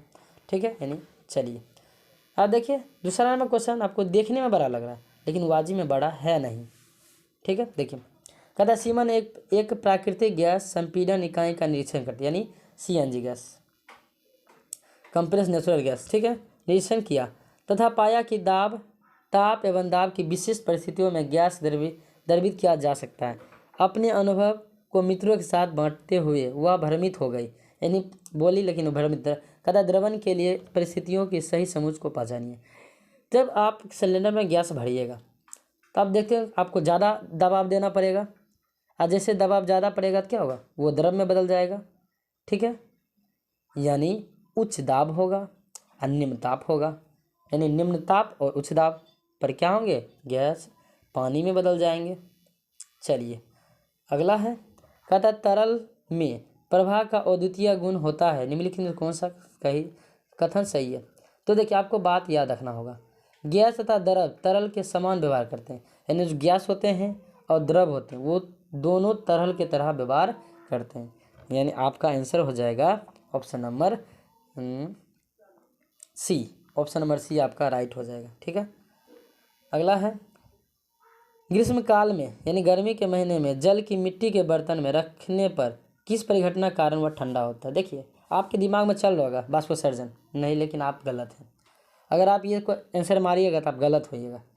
कैसे? तो देखिए साथियों, यहाँ पे क्या होता है, जब सूर्य प्रकाश संश्लेषण होता है या सूर्य उगे हुए होते हैं तो क्या होता है, बाष्पोत्सर्जन पौधे के द्वारा किया जाता है। ठीक है, और बाष्प उत्सर्जन क्या होता है, एक तीव्र विधि है, आपको ये बात याद रखना। लेकिन देखिए जब आप घैला में क्या होता है, पानी भरा हुआ रहता है तो क्या होता है, इस पर आप देखते होंगे बाष्पन यहाँ पे जो होते हैं धीरे धीरे होते हैं, और जब बाष्पन धीरे होंगे तो उसे हम क्या बोलेंगे, बाष्पन बोलेंगे। ठीक है, जब बाष्पीकृत क्या होगा, धीरे धीरे होंगे तो उसे हम बोलेंगे बाष्पन।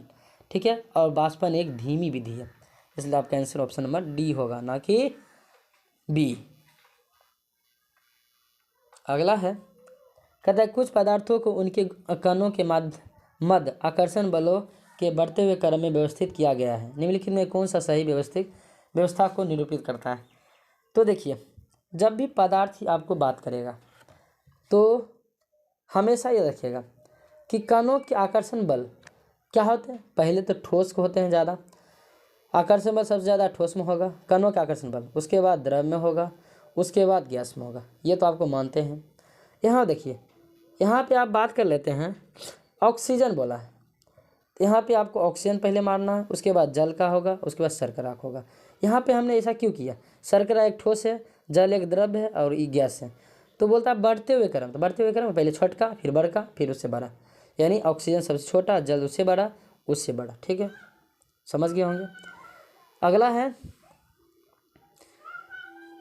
25 डिग्री सेल्सियस, 38 डिग्री सेल्सियस और 66 डिग्री सेल्सियस को केल्विन तापमान में परिवर्तन करें। बस आपको कुछ नहीं करना। ये 25 है, इसमें पहले लिखिए 25, फिर आप लिखिए 56, फिर लिखिए 166। ठीक है, जो भी लिखा हुआ है 56 लिखा हुआ है, 38 लिखा हुआ है। अगला देखिए यहाँ पे लिखा 25, 38 और 66 लिखा हुआ है। जब भी आपको केल्विन में बदलने बोले सेल्सियस को, बस 273 आप जोड़ दीजिए, जोड़ा करिए। इसमें 273 जोड़ दीजिए, इसमें भी 273 जोड़ दीजिए, सब में जोड़िएगा तो आपका आंसर हो जाएगा 298, 311, 298, 311, ऑप्शन नंबर 1, 339 के आपका राइट आंसर हो जाएगा। केल्विन से आपको सेल्सियस में बदल घटाना है और इसमें जोड़ना। सेल्सियस से आपको केल्विन बोले तो आपको हमेशा जोड़ना है। ठीक है, चलिए नेक्स्ट है। नेक्स्ट क्वेश्चन है, कहता है निम्नलिखित में से निम्नलिखित कथनों का सही कथन का चयन करें ना। चलिए अब देखिए, सही कथन का जैसे आप उसको चयन करने की बात किया तो आपके दिमाग में एक बात उठना चाहिए कि ठोस का द्रव में से गुजरना बिना बाष्प में रूपांतरण, ऐसा होता है क्या? बाष्पन कहलाता है, यानी ठोस है और डायरेक्ट बाष्प बन जाएगा, तो बाष्पन थोड़ी ना कहलाएगा। ठीक है, अब उसे ऊर्ध्वपातन कहते हैं। बाष्प, अब दूसरा को नंबर ऑप्शन है, बाष्प का द्रव अवस्था में गुजरने बिना ठोस में रूपांतरण ऊर्ध्वपातन। बाष्प के द्रव में डायरेक्ट बाष्प द्रव कहते हैं, बाष्प का द्रव अवस्था से गुजरे हुए ठोस न बन, जब गैस में बदल तो उसे हम उत्पादन कहते हैं, ये भी गलत है। बाष्प कहते हैं बाष्प का द्रव अवस्था से गुजरे बिना ठोस में रूपांतरण हिमीकरण करता है, ये भी गलत है। ठोस का द्रव में, साथियों कोई भी एक्शन सही नहीं है, लेकिन थोड़ा हम इसे सही मान सकते हैं, इसे हम थोड़ा सही मान सकते हैं। ऑप्शन नंबर बी आपका राइट आंसर हो जाएगा। डी पोजीशन कहलाता है, डी पोजीशन यहाँ पे होना चाहिए। ठीक है, डी पोजीशन। चलते हैं नेक्स्ट क्वेश्चन। नेक्स्ट क्वेश्चन आप देख सकते हैं, यहाँ पे लिखा हुआ है, यहाँ पे लिखा हुआ है, देखिए कहता डाएथिल ईथर एसीटोन तथा एन ब्यूटिल अल्कोहल के क्वथनांक क्रमशः 35 डिग्री, 56 डिग्री और 18 डिग्री 118 डिग्री सेल्सियस है। बस आपको केल्विन बोला है, कुछ नहीं, सब में जोड़ दिए 273। जब आप 273 जोड़िएगा तो आएगा 308, 329 और 392, 91। हाँ 91 आएगा। ऑप्शन नंबर आपका सी राइट हो जाएगा। ठीक है, अब देखिए नेक्स्ट क्वेश्चन। नेक्स्ट क्वेश्चन है, निम्नलिखित में कौन सा परिस्थिति जल के वाष्पन में वृद्धि करेगी? तो जल के वाष्पन में कौन वृद्धि करेगा? जब जल के तापमान बढ़ेगा। ठीक है, जल के तापमान बढ़ेगा, ऑटोमेटिक वृद्धि हो जाएगा। ऑप्शन आप जितने आँच दीजिएगा खौलेगा तो इतना ज़्यादा ना वाष्पन होगा। ठीक है, चलिए अगला है ऑप्शन नंबर 1, निम्नलिखित में किस परिस्थिति में हाइड्रोजन गैस के अणु के मध्य दूरी बढ़ेगी? अब दूरी कब बढ़ता है? देखिए हम ऑप्शन ही पढ़ते हैं। बंद पात्र में भरी हाइड्रोजन गैस पर दबाव डालकर, अब जब दबाव डालिएगा तो उसके कणों के बीच की दूरी तो घट जाएगी, यानी सट जाएगा, पास पास आ जाएगा। अब दूरी बढ़ाना है तो क्या करेगा? जैसे आप मान लीजिए कहते हैं खा लेते हैं तो क्या करते हैं, आप थोड़ा गैस निकाल दीजिए पेट से, दूरी बढ़ जाएगा तो आपको आराम मिल जाएगा। उसी तरह कहता है कुछ हाइड्रोजन गैस का पात्र शरीर साफ करके अभी साफ कर दीजिए, यानी गैस अपन निकाल दीजिए। ठीक है, बस अगला है हाइड्रोजन गैस के पात्र का आयतन। आप आयतन बढ़ा लीजिए, पेट का साइज अगर बढ़ जाएगा तो उसको जगह मिल जाएगा, फिर क्या होगा साथियों, उसके बीच की दूरी भी बढ़ जाएगी। अगला है अगला है पात्र का आयतन बढ़ाने बिना मात्र अधिक गैस नहीं, ये भी गलत है, यानी आपका 2 ही सही है, ऑप्शन नंबर 2 और option number 3। Option number C आपका राइट हो जाएगा। ठीक है, चलिए साथियों हम चलते हैं फिर नेक्स्ट चैप्टर। देखिए आपका नेक्स्ट चैप्टर क्या है, क्या हमारे पदार्थ शुद्ध हैं? ठीक है, हमारे आसपास के पदार्थ पढ़ लिए। नंबर 2, क्या हमारे आसपास के पदार्थ शुद्ध हैं? तो चलिए देखिए क्वेश्चन नंबर 1 है, शुद्ध पदार्थों के लिए निम्नलिखित में से कौन सा कथन सत्य है? आपको थोड़ा एक बात बताना चाहता हूँ, जब भी आपको पदार्थ की बात करें, पदार्थ 2 तरह के होंगे, एक शुद्ध होंगे और एक अशुद्ध होंगे। ठीक है, एक प्योर होंगे और एक इम्प्योर होंगे। ठीक है, इम्प्योर मतलब शुद्ध, अशुद्ध होता है। अब देखिए शुद्ध वो होंगे जिसका सूत्र होगा। ठीक है, जिससे सूत्र होगा, सूत्र जैसे मान लो कि H2 हो गया, ठीक है, हाइड्रोजन हो गया, या क्या हो गया H2O जल हो गया, इसका सूत्र होता है। और अशुद्ध क्या होगा, जिसका सूत्र नहीं होता है। अब किसका नहीं सूत्र होगा, शरबत का भी कभी सूत्र देखे हैं, शरबत का आप चीनी के देखे होंगे, पानी के देखे होंगे, लेकिन शरबत का नहीं देखे होंगे। यानी अशुद्ध वो होंगे जिसका सूत्र नहीं होगा, शुद्ध वो होंगे जिसका सूत्र होगा, ठीक है, बस यही बात है। यानी शुद्ध पदार्थों केवल एक प्रकार के कण मिले होते हैं, एकदम सही बात है। ऑप्शन नंबर 2 आपका राइट होगा। फिर ऑप्शन नंबर आपका 3 भी राइट होगा। शुद्ध पदार्थ संग्रहण सर्वत्र समान होते हैं, सही बात है। अब चीनी आप पानी मिला दीजिए, अब हाइड्रोजन बनता है और ऑक्सीजन बनता है, दोनों का समान मात्रा मिलता है तब तो बनता है, या ठीक है।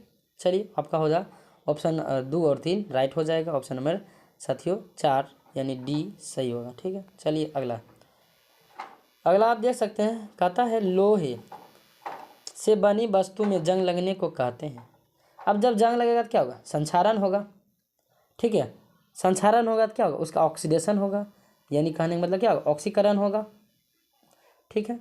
उसके बाद जब उसमें जंग लगेगा तो रासायनिक परिवर्तन होगा। हम फिर जंग को लोहा नहीं बना सकते हैं। रासायनिक परिवर्तन उसे कहते हैं जो मिल जाए उसे भौतिक परिवर्तन, जो ना मिले उसे रासायनिक परिवर्तन।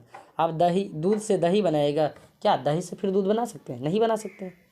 इसलिए इसका आंसर क्या होगा, देखिए कहता है कि संक्षारण होगा और यह भौतिक एवं रासायनिक परिवर्तन भी होगा, नहीं, संक्षारण होगा और ये एक रासायनिक परिवर्तन है, ठीक है। ऑप्शन नंबर आपका सी सही होगा, सी, ध्यान रखिए। अगला क्वेश्चन है, बहुत अच्छा क्वेश्चन है। कहता सल्फर तथा कार्बन डाइसल्फाइड का एक मिश्रण है। तो देखिए जब सल्फर और कार्बन डाइसल्फाइड को जब मिलाइएगा तो ये एक प्रकार का समांगी मिश्रण है। क्या है, एक प्रकार का समांगी मिश्रण है। और इसमें समांगी मिश्रण सघनता के कारण टिंडल प्रभाव नहीं होगा, ठीक है। सघनता कारण से टिंडल प्रभाव नहीं होगा। टिंडल प्रभाव किस में होते हैं, खून में होते हैं, दूध में होते हैं, नाली के पानी में हो जाता है। ऑप्शन नंबर डी आपका राइट हो जाएगा, ठीक है। चलिए अगला है आयोडीन का टिंचर प्रतिरोधी गुण रखता है, यह विलयन निम्नलिखित में से किसको घोलने पर बनता है। जब भी आपसे आयोडीन टिंचर की बात करें, ठीक है, आयोडीन टिंचर की बात करें तो हमेशा आपको याद रखना है आयोडीन टिंचर रक्त का थक्का बनाने में मदद करता है। और आयोडीन टिंचर बीटाडाइन से बना होता है, बीटाडाइन, ठीक है, याद रखोगे, बीटाडाइन। ऑप्शन नंबर आपका, यानी अल्कोहल में आयोडीन का मिलाइएगा ना तब आपको आयोडीन टिंचर प्राप्त होगा और ये बीटाडाइन से बना होता है, ठीक है। चलिए अगला है, कौन समांगी प्रकृति के हैं। समांगी मतलब एक जैसा। तो देखिए समांगी कहने का मतलब क्या हुआ, ये और ये 1 3 4, लेकिन क्या लकड़ी एक समांगी है, नहीं है। इसलिए आपका आंसर हो जाएगा ऑप्शन नंबर 1 2 3 4, 1 3 4, यानी आपका तो होगा, देखिए 1 3 4 होगा, लेकिन यहाँ पे बर्फ देखिए, यहाँ पे मृदा भी अलग है, यानी बर्फ भी होंगे और वायु होंगे, यानी एक ऑप्शन नंबर आपका होगा 1 4 होगा, सी नंबर होगा, ठीक है। अगला है, कहता है भौतिक परिवर्तन कौन से हैं। जो मिल जाए वो भौतिक परिवर्तन, जो ना मिले वो रासायनिक परिवर्तन, ठीक है। जो मिल जाए वो क्या, भौतिक परिवर्तन, जो ना मिले वो रासायनिक परिवर्तन। यानी आपका ऑप्शन होगा लोहे का धातु का पिघलना, ये तो भौतिक परिवर्तन। फिर हम धातु पिघला दिए फिर धातु बना ही लेंगे। उसके बाद लोहा में जंग, ये तो रासायनिक परिवर्तन है। एक लोहा छड़ को मोड़ना, आप मोड़ेंगे तो क्या उसमें कोई परिवर्तन होगा। और लोहा धातु का तार खींचना, यानी 1 3 4 आपका सही होगा, 1 3 4, 1 3 4 कहाँ है, 1 3 4 4 होगा। ऑप्शन नंबर सी आपका राइट हो जाएगा, ठीक है। चलिए अगला है, निम्नलिखित में से रासायनिक परिवर्तन कौन है। रासायनिक परिवर्तन जो ना मिले वो रासायनिक परिवर्तन होता है, ठीक है, जो ना मिले। अब जैसे हम बात कर लेते हैं, अगर हम बात कर लेते हैं थोड़ा कि लकड़ी का क्षरण, लकड़ी का क्षरण मतलब दिमाग लग जाए क्या, फिर से मिल जाएगा, नहीं मिलेगा, ये आपका राइट होगा। लकड़ी का दान, ये भी फिर से लकड़ी नहीं बना सकते लकड़ी का, लेकिन चीर देंगे तो फिर से लकड़ी तो लकड़ी कहलाएगा। लेकिन जल जाएगा तो लकड़ी कहेंगे, उसको तो राख ना कहेंगे। लकड़ी के एक टुकड़े को कील ठोकना, फिर कील उखाड़ देंगे, यानी आपका आंसर होगा 1 2 और 4, 1 2 4 आपका राइट आंसर होगा। ठीक है, 1 2 4, लेकिन ऑप्शन में नहीं है 1 2 4, यानी आपका ई सही होगा 1 2। ठीक है, चलिए अगला है, अगला आप देख सकते हैं 8 नंबर। 8 नंबर देखिए क्या कहता है। 8 नंबर कहता है कि निम्नलिखित अनुसार अभिक्रिया के अनुसार दो पदार्थ ए बी है, अभिक्रिया के तृतीय पदार्थ A2 बनाते हैं, तो 2A प्लस बी A2B। तो कहता है कि कौन सा कथन अभिक्रिया के संदर्भ में सही नहीं है। तो देखिए, जब भी हम मान लेते x प्लस वाई पी, अब ये क्या है, यहाँ पे x एलिमेंट तो क्या बनेगा, जब ये दोनों मिलेगा तो एक यौगिक बनेगा। यौगिक क्या होता है, x तथा y तत्व है, याद रखना x और y क्या है, तत्व है, और p का निश्चित संगठक है। इसमें x और y के गुण एकदम निश्चित संगठक रूप से मिला हुआ होगा। यानी कहने का मतलब आपका आंसर क्या हो जाएगा, ऑप्शन नंबर आपका डी राइट हो जाएगा। ठीक है, ऑप्शन नंबर डी आपका राइट हो जाएगा। अगला आप 9 नंबर देख सकते हैं। 9 नंबर क्या है, दो रासायनिक स्पीशीज एक्स वाई आपस में संयुक्त होकर पी बनाता है। ठीक है, एक्स वाई दोनों उपस्थित है, एक्स प्लस वाई बराबर पी हुआ कि ना, एक्स प्लस वाई बराबर पी। तो आप दोनों क्या अलग अलग स्पीशीज है, यानी कहने का मतलब क्या हुआ कि एक्स एक निश्चित संगठक है, पी, यानी आपका आंसर हो जाएगा ऑप्शन नंबर, साथियों इसका भी डी होगा। ठीक है, नेक्स्ट टॉपिक है अध्याय नंबर 3, परमाणु और अणु, यानी परमाणु एवं अणु। देखिए फर्स्ट नंबर सवाल है कि निम्नलिखित में कौन सा 360 ग्राम जल को सही रूप से प्रदर्शित करता है। तो इस प्रकार के सवाल को आपको बनाने के लिए पहले तो आपको जल का परमाणु भार पता होना चाहिए। ठीक है, देखिए कितना होता है, तो H मतलब 1 यानी 2, ऑक्सीजन का होता है 16, यानी 16 2 18, यानी कितना ऑक्सीजन कितने ग्राम हुए, 18 ग्राम हुए। 18 ग्राम में कितना मोल, 1 मोल होगा। ठीक है, तो 1 ग्राम में कितना होगा, 1/18, इसमें तो कोई दोहराई नहीं है, कोई संदेह नहीं है। 1/18 कितना ग्राम में कह रहा, 360 ग्राम, तो काटिए, यानी कितना मोल, 20 मोल आपका राइट आंसर हो जाएगा। ठीक है, चलिए लेकिन एक बात और है, अगर हम 18 ग्राम की बात करें, 18 ग्राम की बात करें, तो 18 ग्राम बराबर 1 मोल में कितना होता है, 6.22 गुना 10⁻23। ये तो ठीक है। चलिए, तो 1 ग्राम में कितना होगा, 106.22 गुना 10⁻23 होगा, और बट्टा में 18 होगा, और किससे गुना करना है, 360 से। जब इसे काटा पीटी करिएगा तो आपका आएगा साथियों ये 4 नंबर आपका आएगा। ठीक है, यानी 2 और 4 आपका राइट आंसर हो जाएगा। 2 और 4 किस में है, ऑप्शन नंबर डी में। ठीक है, नेक्स्ट क्या है, देखिए कहता है एक परमाणु के लिए निम्नलिखित में कौन सा कथन सत्य नहीं है। तो परमाणु आपको याद रखना है, परमाणु हमेशा धातु हो या अणु हो, हमेशा स्वतंत्र अवस्था में रहेगा, लेकिन परमाणु स्वतंत्र अवस्था में कभी भी नहीं रहेगा। ठीक है, कभी भी नहीं रहेगा, आपको याद रखना है, यानी ऑप्शन नंबर ये आपका राइट आंसर हो जाएगा। ऑप्शन एक मिनट पढ़ने दीजिए, पहले पढ़ने दीजिए। परमाणु बड़ी संख्या परस्पर जुड़कर पदार्थ का निर्माण करते, जिसमें हम देख सकते हैं, स्पर्श कर सकते हैं, ये तो सही, अभी आपका 1 नंबर सही होगा, ऑप्शन नंबर ए आपका सही हो जाएगा। ठीक है, चलिए आप कहता है अगला है नाइट्रोजन गैस का रासायनिक प्रतीक है। नाइट्रोजन गैस आपसे बोला है। ठीक है, आपसे गैस बोला है, थोड़ा आपको याद रखना पड़ेगा थोड़ा। अगर आपसे गैस बोले तो N2 होगा, अगर आपसे तत्व बोले सिर्फ N होगा। ठीक है, आप इसमें N2 आपका ऑप्शन हो जाएगा, ऑप्शन नंबर बी। थोड़ा ये बात आपको ध्यान रखना पड़ेगा, क्योंकि आप जानते भी इस क्वेश्चन गलत करके आ जाइएगा। कहता है सोडियम का रासायनिक प्रतीक क्या है। सोडियम का रासायनिक प्रतीक क्या होता है, Na सोडियम। ठीक है, और इसका याद रखिएगा, रासायनिक जब भी होगा तो बर्जिलस साहब ने बताया था कि जितना भी तत्व होंगे उसका पहला अक्षर हमेशा बड़ा होंगे, कैपिटल होंगे। ठीक है, अगला है किसका भार सबसे अधिक है। तो देखिए जब भी भार का अधिकता की बात करेगा तो यहाँ पे मोल की बात होगा। मोल बराबर होता है दिया गया सूत्र, ठीक है, दिया गया द्रव्यमान बटे सूत्र द्रव्यमान, ठीक है, दिया गया द्रव्यमान बटे सूत्र द्रव्यमान होता है। यानी दिया गया द्रव्यमान बराबर क्या होगा, तो मोल गुना सूत्र द्रव्यमान होगा, मोल गुना सूत्र द्रव्यमान आपका हो जाएगा। तो यानी कहने का मतलब है कि सबसे ज़्यादा इस ऑप्शन में देखिए किसका सबसे ज़्यादा होगा, इसका होगा, किसका होगा, किसका किसका, तो सबसे ज़्यादा द्रव्यमान आप जब निकालिएगा इसका आएगा, ऑप्शन नंबर आपका ए सही होगा। यहाँ देखिए यहाँ पे ए आपका राइट हो जाएगा, ठीक है। चलिए अगला क्वेश्चन है किसमें परमाणु की संख्या अधिकतम होगी।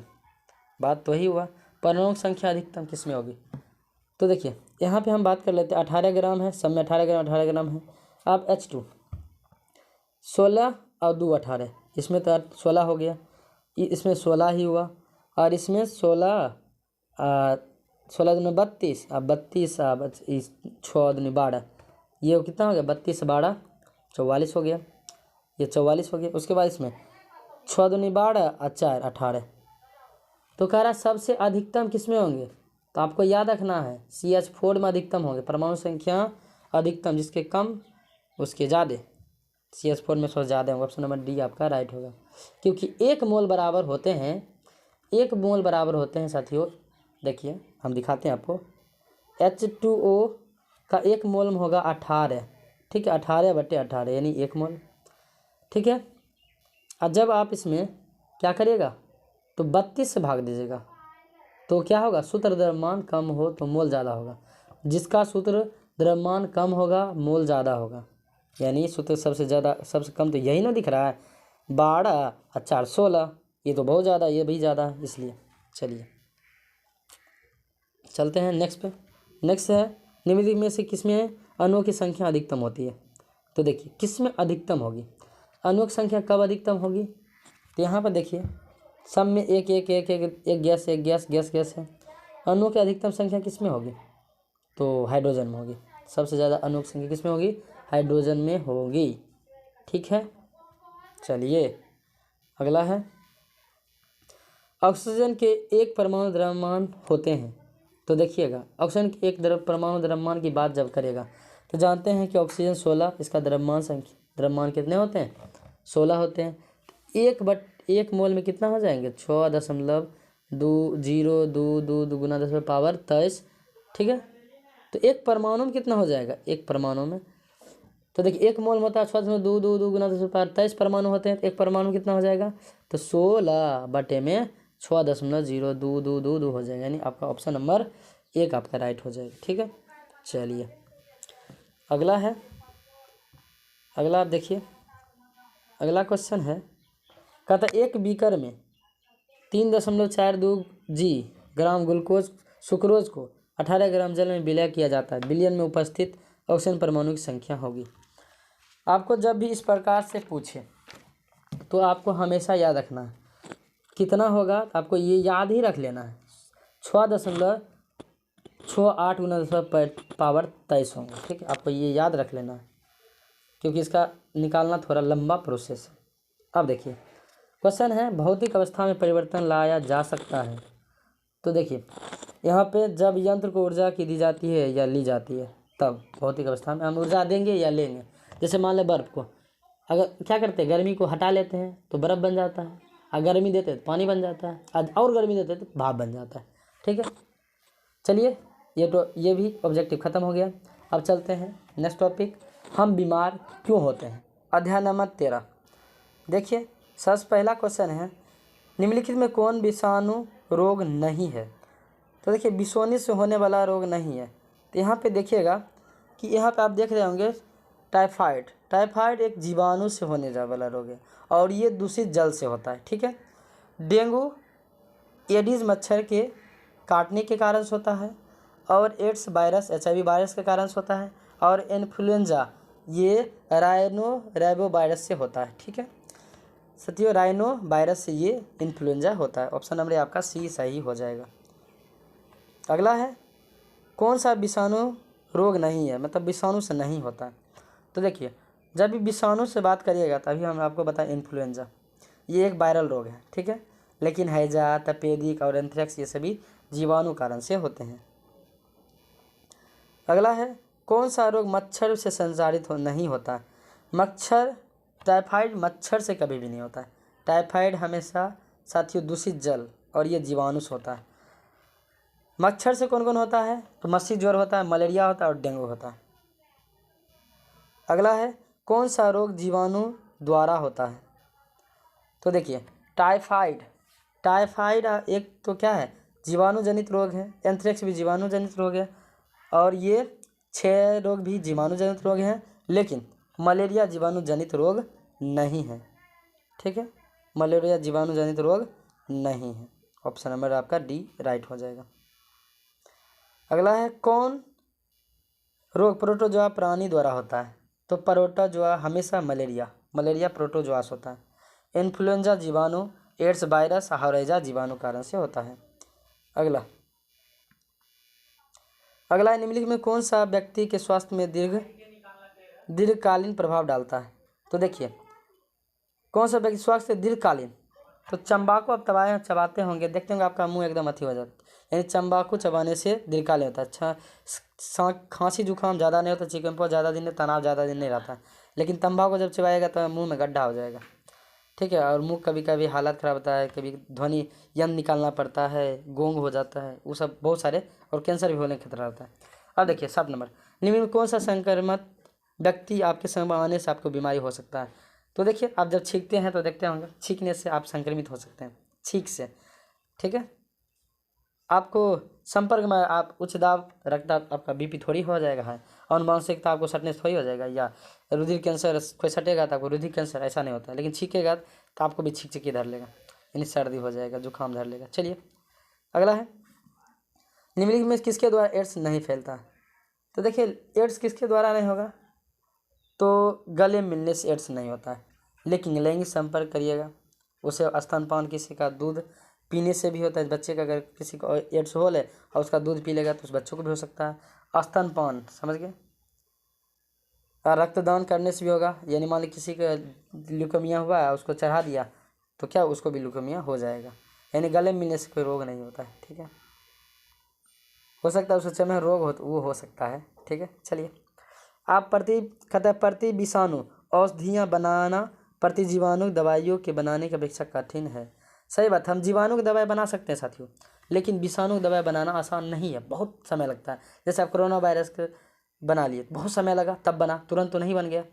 लेकिन जीवाणु जनित हो गए, जीवाणु से अगर कोई रोग होता है उसका इलाज है, लेकिन वायरस के रोका जा सकता है। तो रोका कौन है? हमारा शरीर उसे रोक सकता है, यानी हमारा इम्यूनिटी सिस्टम उसे ख़त्म कर सकता है, ठीक है। इसलिए कोरोना वायरस स्पुतनिक निकाला गया, बहुत सारे, ठीक है। ऑप्शन नंबर आपका हो जाएगा साथियों, विषाणु में अपनी, कहता है विषाणु में अपनी जैवी, यानी सी नंबर आपका राइट आंसर हो जाएगा, ठीक है। अगला है, कौन सा रोग जनक कालाजार का कारण होता है? अब कालाजार किससे होगा? तो आपको तो थोड़ा याद रखना पड़ेगा। तो कालाजार लिस्मेनिया, सोने की बीमारी, लिस्मेनिया देख लीजिए, लिस्मेनिया है, हाँ है लिस्मेनिया। ऑप्शन नंबर सी आपका राइट हो जाएगा। अब कहा, यदि आप छोटे से भीड़ वाले तथा कम हवादार घर में रहें तो आपको इनमें से कौन सी रोग होने की संभावना है? साथियों, हवादार घर में रहेंगे तो क्या कैंसर हो जाएगा? नहीं होगा। एड्स होगा? नहीं होगा। हैजा नहीं होगा। लेकिन वायु द्वारा जो भी प्रभावित वायु होगा उसके द्वारा जो भी होगा होने रोग, वो हो सकता है, वायु जनित रोग, ठीक है। अगला है, निम्नलिखित में कौन सा बीमारी मच्छर द्वारा नहीं फैलता है? तो मच्छर द्वारा कौन सा बीमारी नहीं फैलता है? तो देख सकते हैं, मलेरिया, डेंगू फैलता है, मलेरिया फैलता है, मस्तिष्क ज्वर या फैलता है, लेकिन न्यूमोनिया थोड़ी फैलता है। न्यूमोनिया में तो क्या होता है, फेफड़ा में पानी भर जाता है, ठीक है, वो ज़्यादातर बच्चों को होता है। अगला है, निम्नलिखित में से कौन सा व्यक्ति के स्वास्थ्य के लिए प्रमुख नहीं है? तो देखिए, जब भी इस बात करें तो एक बड़े और सुसज्जित भवन में रहना, ठीक है, एक बड़े और सुसज्जित भवन में रहना, ठीक है। ऑप्शन नंबर आपका डी राइट हो जाएगा। अगला है, निम्नलिखित में से गलत कथन का चयन करें। गलत क्या है?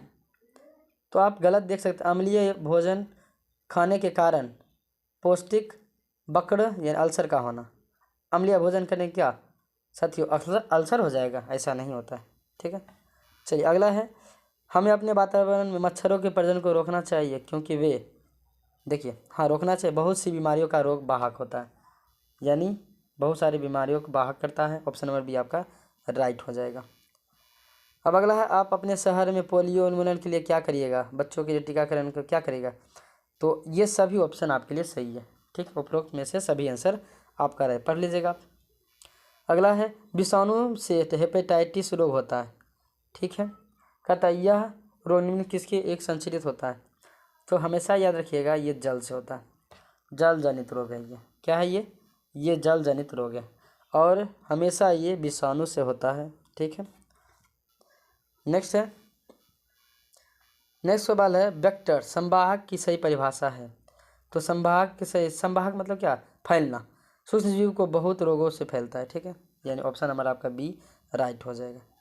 तो साथियों उम्मीद करते हैं कि आपको ये सभी क्वेश्चन समझ आए होंगे और आपको सभी टॉपिक अच्छे लगे होंगे। तो साथियों अगर आप इस वीडियो से आपको थोड़ा भी अगर फ़ायदा हो तो चैनल को सब्सक्राइब, शेयर और लाइक ज़रूर करें। साथियों आज के लिए इतना ही। अगर आप चाहते हैं कि 10th का आपके लिए वीडियो लाएं तो आप कमेंट बॉक्स में कमेंट करें, आपके लिए ज़रूर करूँगी। आज के लिए इतना ही, फिर मिलेंगे नेक्स्ट वीडियो में, तब तक के लिए धन्यवाद। जय हिंद, जय भारत।